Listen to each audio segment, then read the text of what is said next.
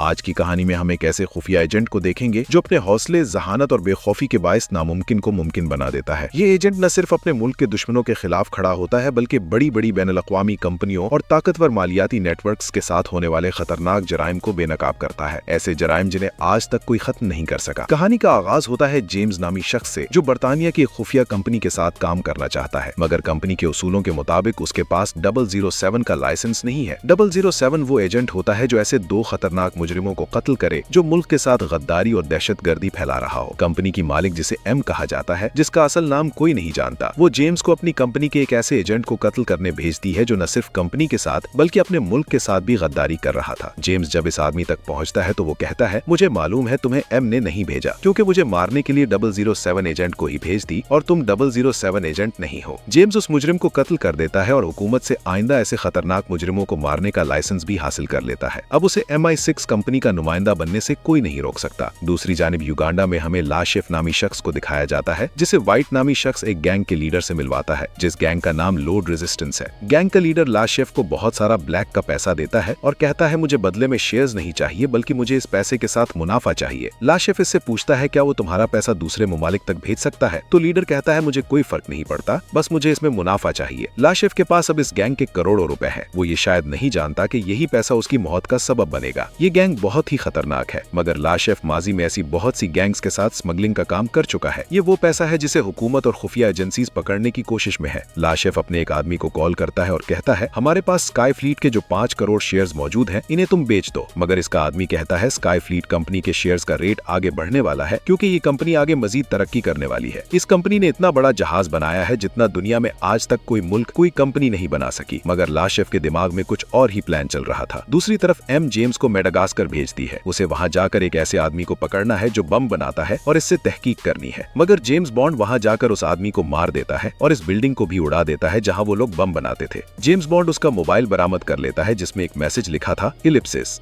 M इस हरकत से बहुत नाराज होती है, क्योंकि जेम्स ने न सिर्फ उस आदमी को खोया बल्कि ऐसे हजारों राज खो दिए जो उन्हें इस खतरनाक गैंग को पकड़ने में मदद कर सकते थे। जेम्स को अपनी इस हरकत पर कुछ पछतावा नहीं था, क्योंकि जेम्स को लगता है वो जो भी कर रहा है बिल्कुल सही कर रहा है। इसका ये तरीका एम को बिल्कुल पसंद नहीं था। जेम्स ने इस मैसेज के बारे में तहकीक करना शुरू कर दी। वो इस मैसेज की इंफॉर्मेशन ले लेता है जो बहामस से सेंड हुआ था। जेम्स बहामस पहुंच जाता है। वो सीधा उस लोकेशन पर जाता है जहां से वो मैसेज सेंड हुआ था। वहां के CCTV कैमरास हैक करके ठीक उसी टाइम की वीडियो निकालता है जिस टाइम पर वो मैसेज सेंड हुआ था। वो एक आदमी को देखता है जो एक गाड़ी से उतर रहा था। जेम्स को उसी आदमी पर शक होता है। जेम्स उस आदमी का पीछा करना शुरू कर देता है। वो आदमी सीधा एग्जीबिशन हॉल में जाता है। वहां वो एक बैग जमा करवाता है जिसके बदले उसे एक टोकन मिलता है। वो आदमी वो टोकन टेबल पर रखता है और एक मैसेज सेंड करता है। उस आदमी को मालूम था कि जेम्स उसका पीछा कर रहा है। वो जेम्स पर चाकू से हमला करता है, मगर जेम्स को इन छोटे मोटे हथियारों से कोई फर्क नहीं पड़ता। जेम्स उस आदमी को भी मार देता है और उसका मोबाइल जब्त कर लेता है। हैरान कुन बात ये थी, उस आदमी के मोबाइल से भी वही कोड वर्ड मिलता है जो पहले आदमी के मोबाइल से मिला था। जेम्स उस जगह जाता है जहां उस आदमी ने बैग जमा करवाया था, मगर वो बैग वहां मौजूद न था। जेम्स समझ चुका था कोई आदमी वो बैग लेकर वहां से निकल चुका है, इसीलिए वो उस नंबर पर कॉल करता है जिस नंबर पर आखिरी मैसेज सेंड हुआ था। वहां पास ही एक आदमी का मोबाइल बजने लगता है और उस आदमी के हाथ में वही बैग था। इससे पहले जेम्स उसे पकड़ता, वो आदमी वहां से निकल जाता है। जेम्स उसके पीछे जाता है। वो सीधा एयरपोर्ट में जाकर सिक्योरिटी की ड्रेस पहन लेता है और सीधा अंदर घुस जाता है। जेम्स भी उसके पीछे जाने की कोशिश करता है, मगर वो गेट लॉक हो चुका था। जेम्स को अब मालूम हो चुका था ये लोग यहाँ कोई बम धमाका करने वाले हैं। जेम्स उस दरवाजे पर वही कोड वर्ड डालता है जो उसे मैसेज में मिला था। खुशकिस्मती से वो दरवाजा खुल जाता है। जेम्स उस आदमी को देखता है जो एक फ्यूल ट्रक लेकर स्काई फ्लीट के उस जहाज की तरफ जा रहा था जो उन्होंने अभी अभी लॉन्च किया था। दरअसल स्काई फ्लीट एक बहुत बड़ी एयरलाइंस की कंपनी है। इस कंपनी ने दुनिया का सबसे बड़ा जहाज बनाया है और ये लोग इस जहाज को तबाह करना चाहते हैं ताकि ये कंपनी डाउन हो जाए और इसकी शेयर्स की कीमत भी कम हो जाए। इसीलिए कहानी की शुरुआत में लाशिफ ने इसी कंपनी के तमाम शेयर्स बेच डाले और कहानी की शुरुआत में वो सारे पैसे जो लाशिफ ने एक गैंग से लिए थे वो एक शर्त पर लगा देता है। वो शर्त ये है, स्काई फ्लीट कंपनी कभी तरक्की नहीं कर सकेगी। शर्त जीतने के लिए वो इस जहाज को तबाह करने जा रहा था, मगर जेम्स ऐसा नहीं होने देता। वो उस ब्लास्ट को रोक देता है और साथ ही लाशिफ के उस आदमी को मार डालता है, जिससे लाशिफ को बहुत बड़ा नुकसान होता है। गैंग से लिया हुआ सारा पैसा वो खो खो देता है और अगर उसने उन्हें ये पैसा वापस नहीं किया तो वो उसे मार डालेंगे। जेम्स की बॉस एम उसे बताती है लाशीफ अपना खोया हुआ पैसा वापस करने के लिए कसिनो में एक पोकर का बहुत बड़ा मुकाबला करवा रहा है, जिसमें 10 खिलाड़ी खेलेंगे। हर खिलाड़ी $10 मिलियन